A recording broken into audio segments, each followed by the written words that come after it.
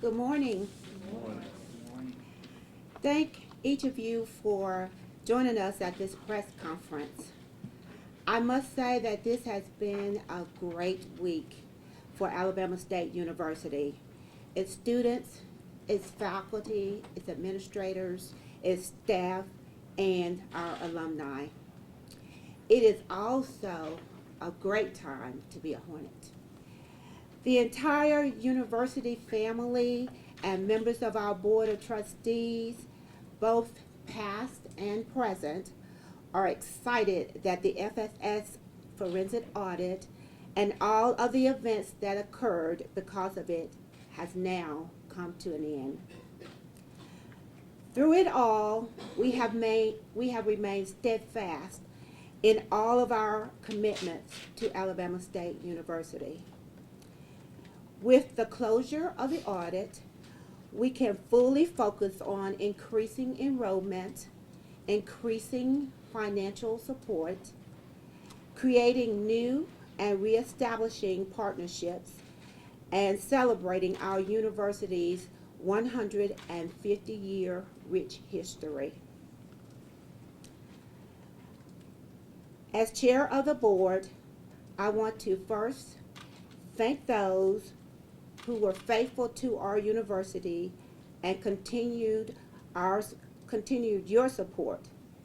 And secondly, I want to ask those who had doubt to engage or re-engage to help us make ASU greater than it's ever been. And lastly, I want to thank the men standing behind me for their vigilance, their dedication, and their determination and work to protect the name of Alabama State University.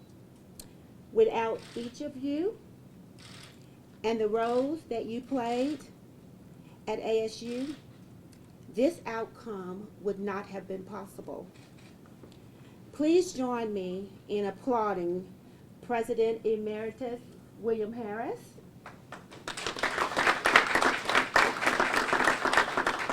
former board chair Elton Dean, former vice chair Marvin Wiggins, and our former chief operating officer John Knight, and former trustee member Taylor Hodge, and of course we have interim president Wilson and our attorney Kenny Thomas with us. Thank you all. Judge Clemens will be in shortly, and we will welcome him on his arrival. At this time, though, I would like to ask former President Harris to come forward. After him, he will be followed by Dr. Knight. Thank you. Good morning, ladies and gentlemen. I didn't know about John's recent appointment, but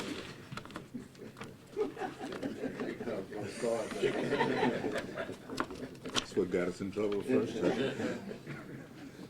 Ladies and gentlemen, I'm William Harris. I am President Emeritus of Alabama State University.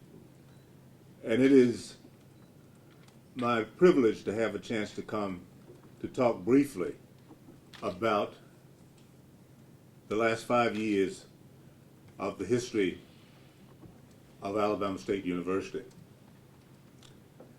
And to set into context the significant events that started as much as 20 years ago.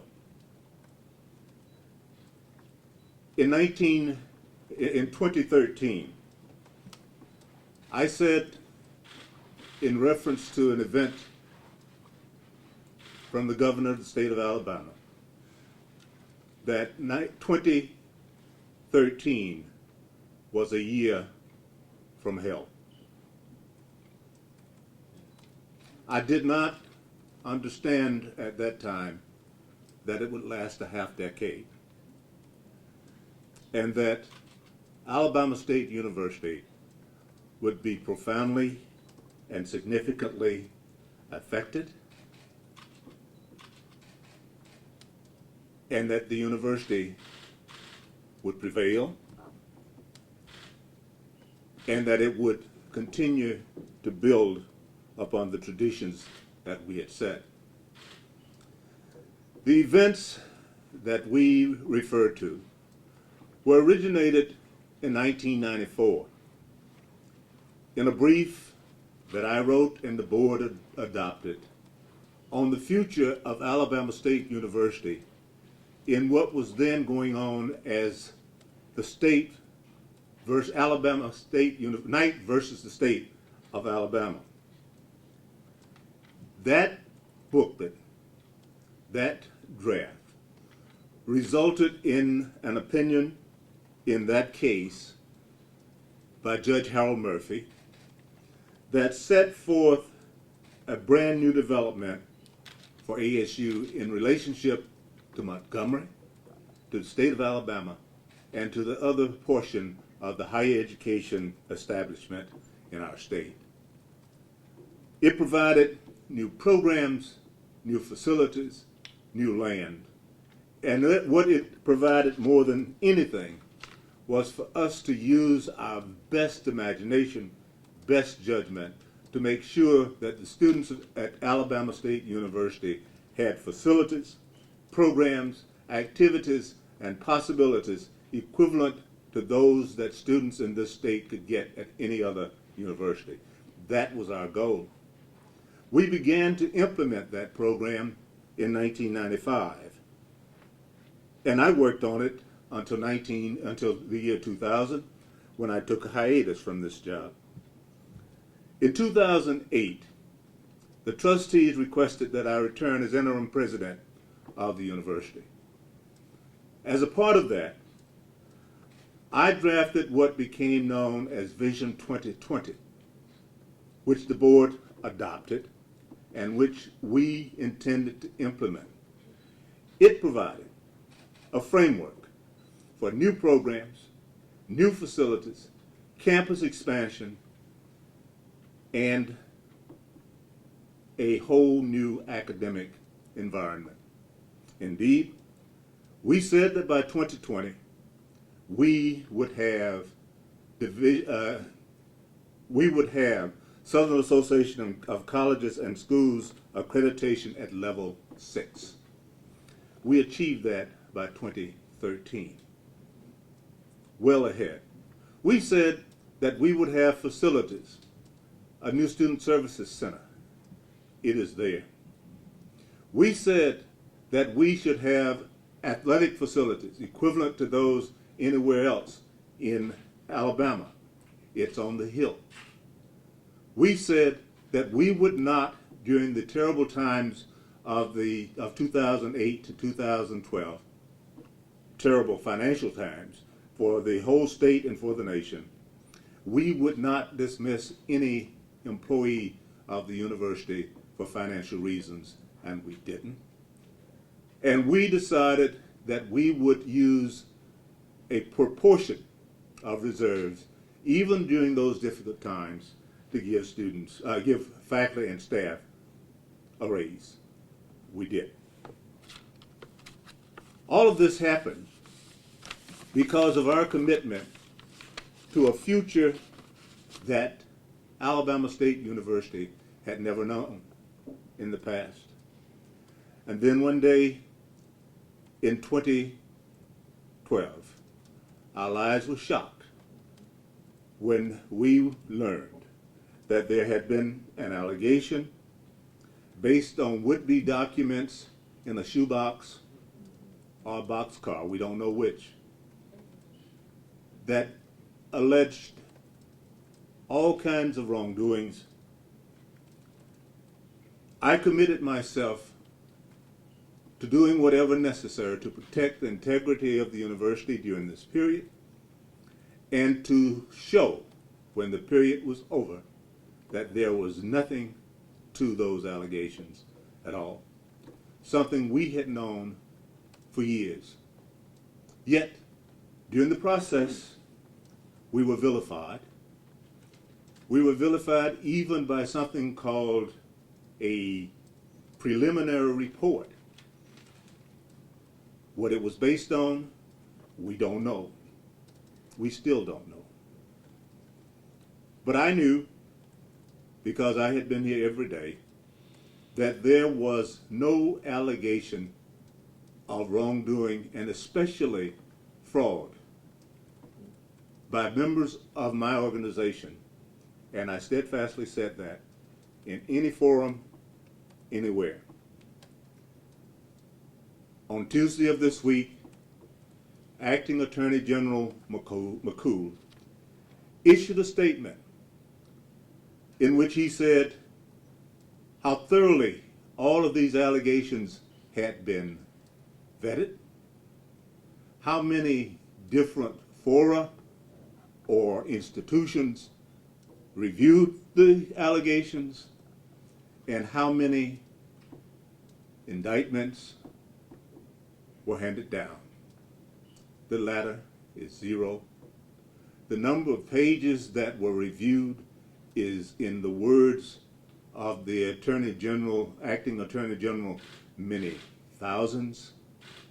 Yet, even at the 5 years from hell, there is no implication of any wrongdoing now by anybody associated with Alabama State University.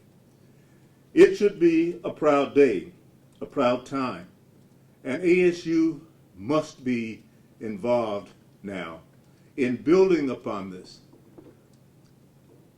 But there's an old saying, it takes thousands of years to build a reputation. It takes a very short time to destroy one. But we accept, and I'm going to have to be very careful. I have said to President Wilson, I don't intend to try to speak for what Alabama State University is going to do. My time is gone. But my reputation belongs to me. It's the only life I have.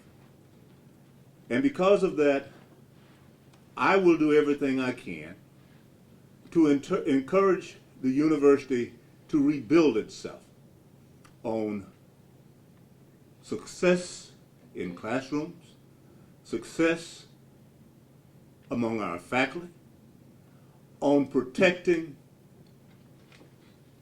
securing, and maintaining our facilities, in making sure that Alabama State University increases its student population and recoups much of what was lost. More than reputation was lost, ladies and gentlemen, by this. It cost the university real money. Real money in the sense of expenditures that had to go to protect the inherent truths about what Alabama State University is and was, and money that was unrealized. A recent review by the university shows that directly related to these investigations, money expended and money lost comes to more than $20 million over a 5-year period. That's what the impact has been. Somehow that money needs to be recouped.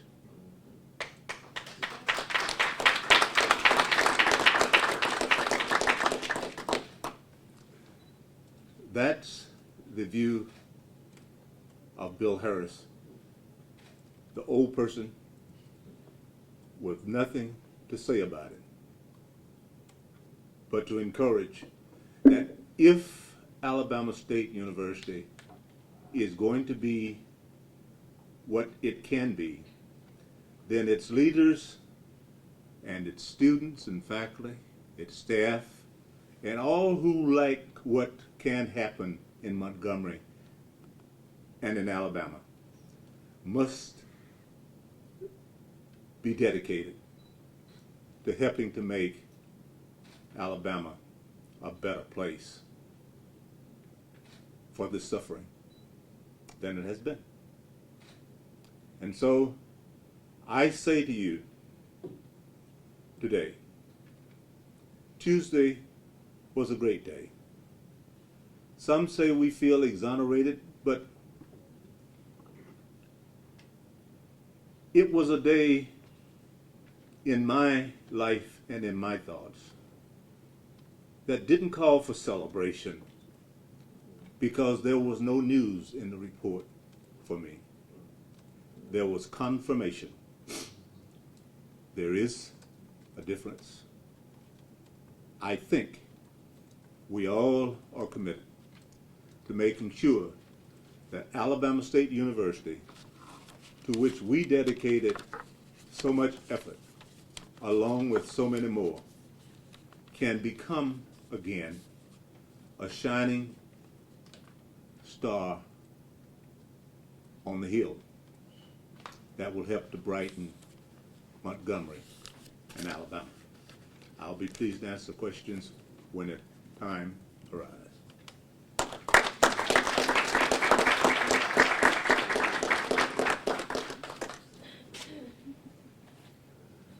Thank you. I don't know how to come after that, so.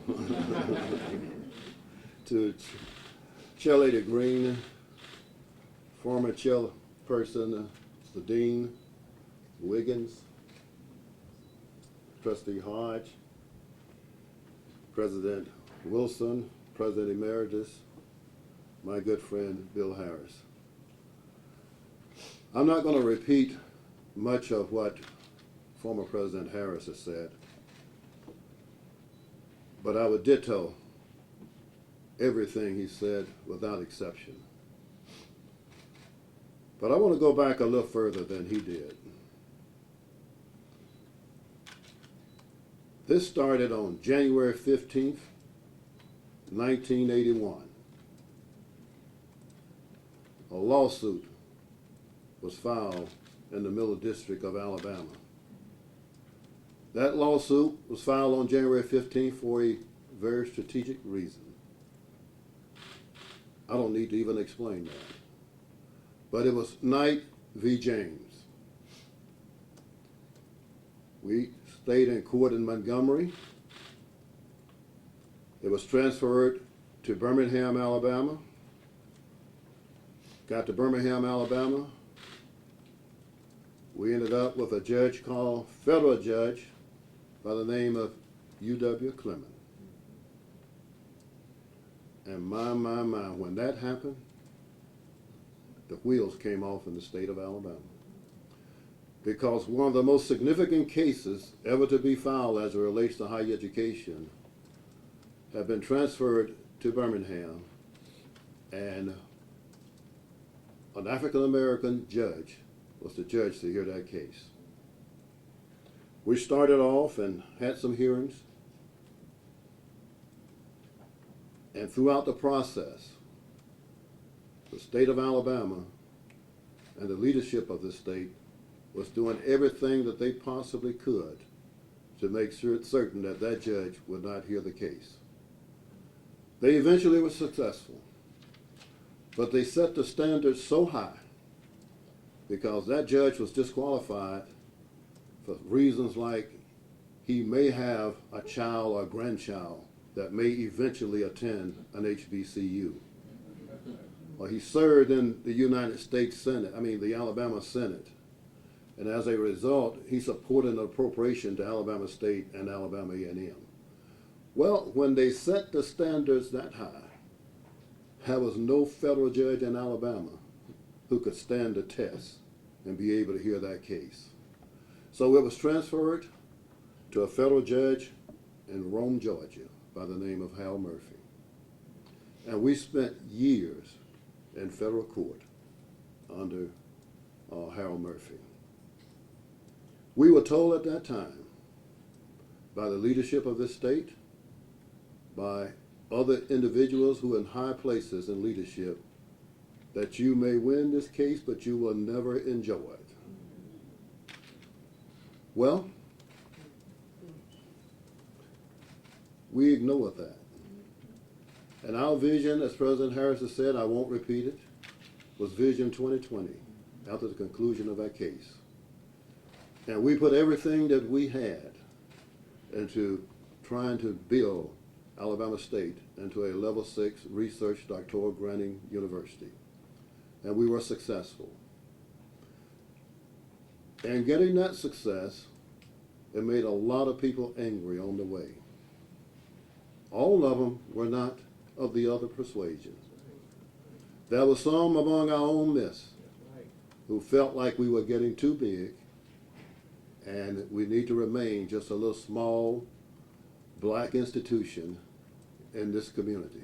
Well, we had a different vision, and that vision was much broader than just remaining a small institution.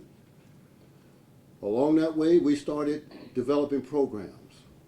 We started bringing in experts in all fields. We developed a public policy center that has been destroyed at this point as a result of what has gone on. In that public policy center, research was taking place. Contracts were being let, just like every other institution, Auburn, Alabama, that's competitive, where faculty members, professional research people were doing research on various topics. I never will recall, we signed a contract, I think it was in India, and we were signing the contract, and it was a certain university in the state that didn't understand how Alabama State got there ahead of them. I say all of that only to say that there were many factors involved in what took place in this case. And I wouldn't dare try to go into all of them, but I felt I should give you that historic perspective so you'll know that this was not something that just started overnight. I also served in the Alabama legislature. I know that there were forces within the Alabama legislature that also played some role in what took place here. There was money being transferred, hidden, to make certain that the Attorney General got the money he needed to do a forensics investigation of Alabama State University. Now I know everybody in this room fully aware of what a forensics investigation is. That's when they take you and they make you, excuse the expression, get buck naked. And they examine everything that you have. That's what they did to Alabama State University.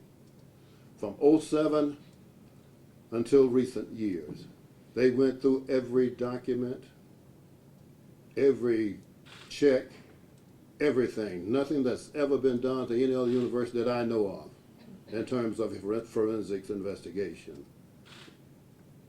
And if it has, I challenge them to do the same thing for some of the other institutions and see if you come with the same results. But Dr. Harris and I knew when we started on this road what some possibilities were. That's why for everything that we did from a financial standpoint to a construction standpoint, we made certain that the documentations were there, that we had people in place that would make certain that everything that was done was covered. Let me give you one other example. We had a tremendous building program. We got criticized because we hired people to manage that program. But that was one of the best things that we could have done. Because before we signed any contracts, they would go through 2 or 3 hands before they got to ours to certify that it met the law, that it met the requirements of everything that a state university should do. So we did all of that to make certain that we covered every base possibly could, because I knew and he knew that the road that we was traveling, that were a lot of people that didn't want us to travel that road. And that road goes back even before January 15th, 1981. Alabama State University was never wanted in Montgomery. Never wanted. That's the reason that you had branch campuses of other universities here. So we had gotten too competitive. I think you recall the time that we were going to buy APT. Mm-hmm. We had a reason for that, because we were moving our program to a different level so that our students would get practical training in terms of radio broadcasts and television broadcasts as well. And I could go on and give you the various examples, but these are the type things that we were trying to do, and we had the leadership of a good board, under the leadership of Chairman Dean, who understood where we were trying to go and understood also the difficulties in trying to get there.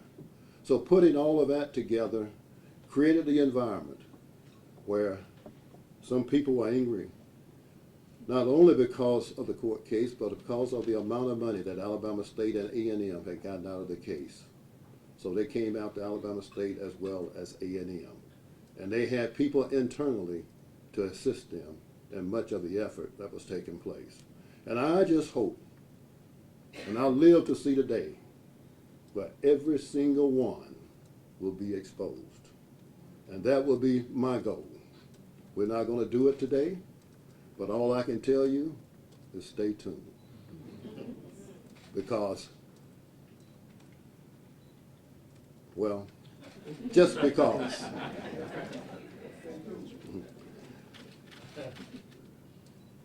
I think the future is bright. As a matter of fact, I know the future is bright. Because what we did and our vision for Alabama State was the right vision. And I'm a man of faith, and I believe that it's divine, that Alabama State University will overcome everything that has taken place thus far. And I know that our faculty, our staff that we fight so hard for, that we make certain that they have the things that are needed, our students, that's always number one, making certain, and we tell them all that we can compete against anybody, academically, athletically, and yeah, and I have to tell you this, when we first started talking about building a stadium, that was after the lawsuit and we got all the academics out the way. I happened to have been meeting with a very powerful person in this state, and I said, you know, we're going to build a stadium at Alabama State, and we want one second to none. So he looked at me and said, well, and I said, we need some support and help from you. I said, well, tell me about it. Well, I told him about the stadium and what it's going to look like. He looked up at me and said, well, if y'all do that, you'll be competing against the University of Alabama, won't you? I knew then what kind of problems we were headed for. But we built the stadium anyway. And we're going to be competing, and we will compete, not only athletically, but academically in every other way possible. We have the leadership in place and the future leadership that will lead this university where we think it should go. And I think that in the end, you will be proud, everybody in this state will be proud, and we will show that a historically black institution can do those things that many never thought that we could do.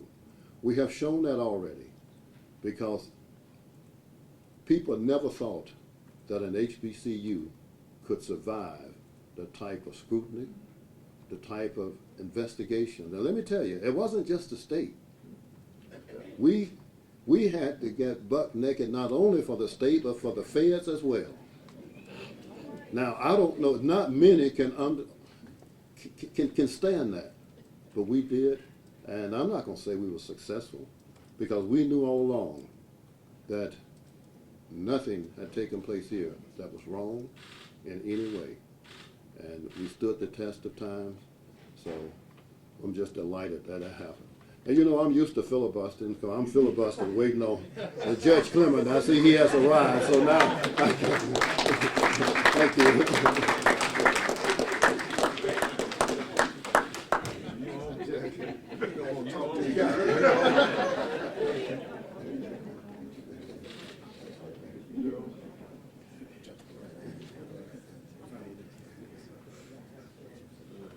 Well, my friends and neighbors, I'm glad to be here and to join in this great celebration, because this great institution has been put to a great test. And at times when we had not just Montgomery County grand jury investigating us, but federal grand juries investigating us for nothing. And this institution has paid a great sacrifice for the misdeeds of the highest elected official in the state. Dr. Harris will recall that when this saga first began and they engaged my services, I sent a letter to the governor. I didn't send a letter to the governor. I sent a letter to the president, which I planned to send to the governor.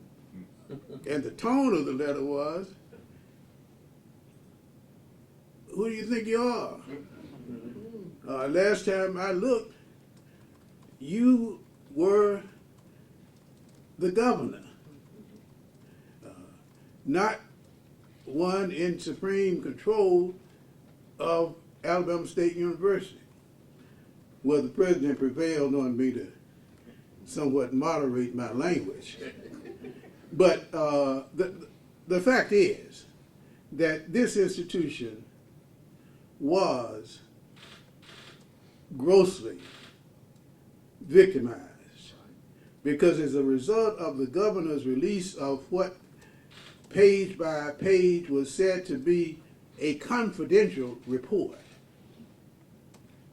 this institution was placed on probation. Its bonds were lowered. Its enrollment decreased, all because of those groundless accusations. And we could not get a clean audit report, even though the folks that we paid money to look into it said that our records were completely consistent with the generally accepted accounting principles. But just because this ill-fated investigation was going on, we couldn't get a clean bond rating. And of course, we suffered the infamy in the press and in other high places. And as it turns out, there was no good cause for any of it. Yet, it hung on and went on, and the governor's forensic auditors kept being paid millions of dollars of taxpayers' money, all while this great institution was suffering. And I'm so glad that there is a higher being who presides over the destinies of institutions and of men, and that finally, those who had talked so badly about this institution were compelled to confess that they were wrong, that they were barking up the wrong tree, that other institutions larger than this one were the ones who should have been the subject of investigations. And I'm also proud that the Attorney General of the state finally issued a statement, in effect exonerating us. So I'm just glad to be here and to be with my friends with whom we shared this great trauma. But thank God for the light.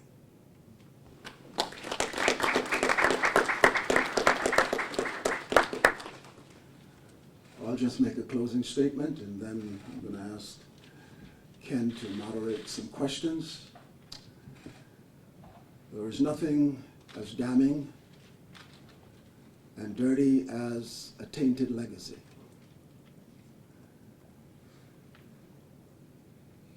And despite what we say today, we can't erase what was done or what was said, but we can revise it. My friend here is a historian. We talk about revisionist history. I'll challenge all of us, especially our press, to begin that process today. People were hurt. Reputations were held in abeyance. And we're glad to provide this forum so that those who made their contributions can now walk away in peace, knowing that a tainted legacy is now under revision. Thank you for coming.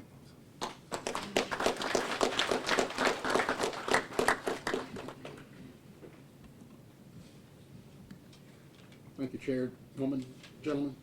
We'll now open the floor for questions from the press.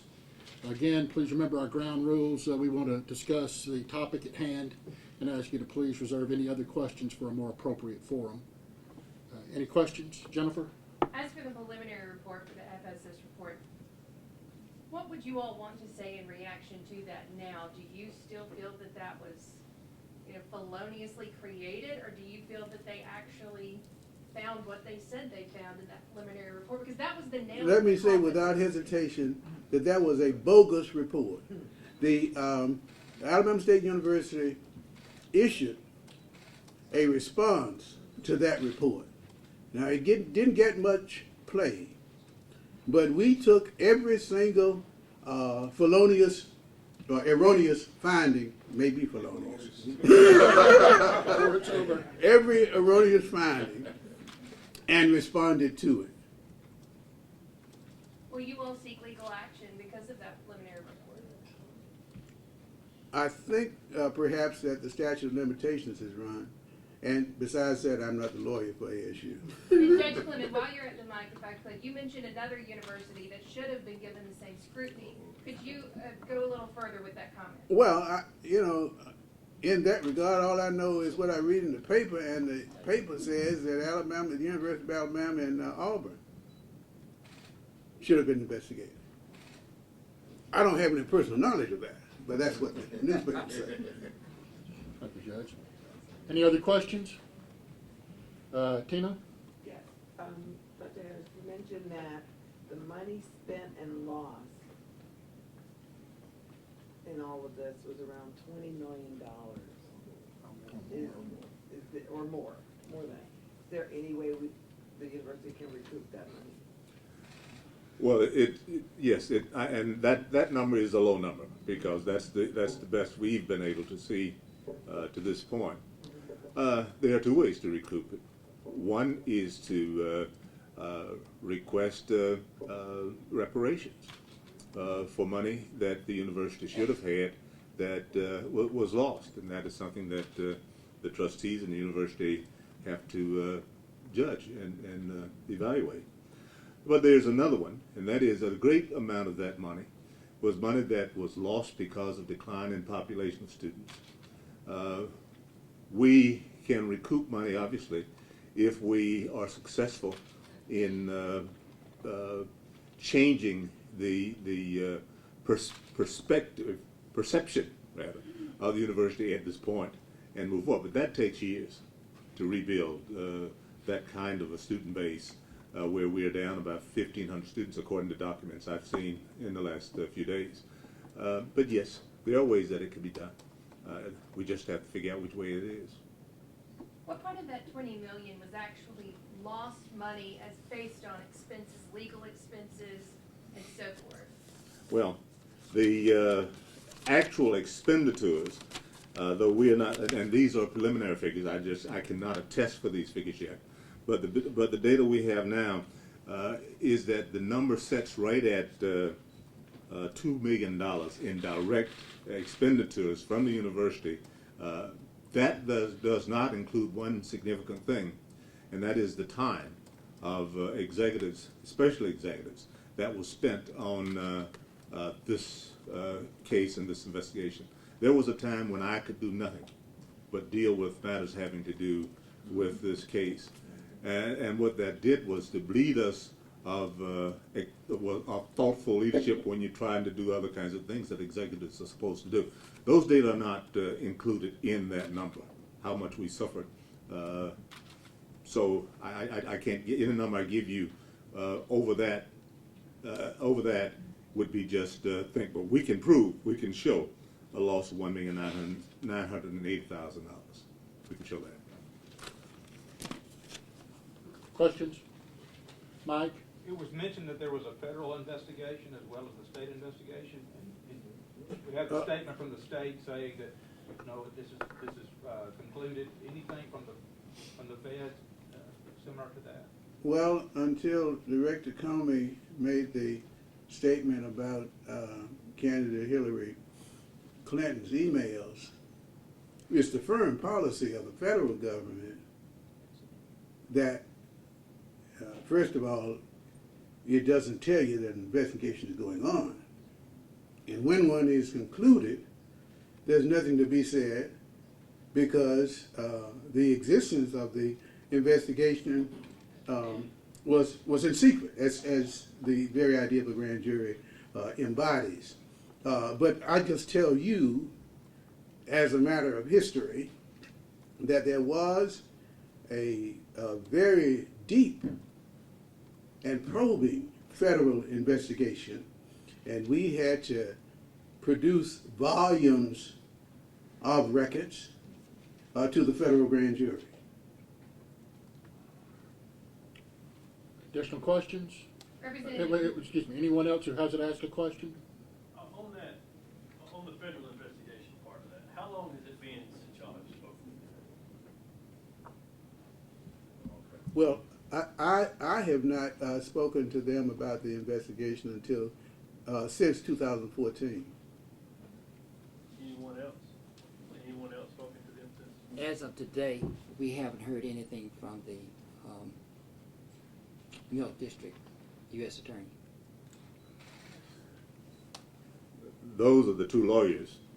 I'm just a historian, but it seems to me that when I read the document released by Mr. McCool, it seems that he subsumes the federal investigation into his report. He says they worked together, they were often involved.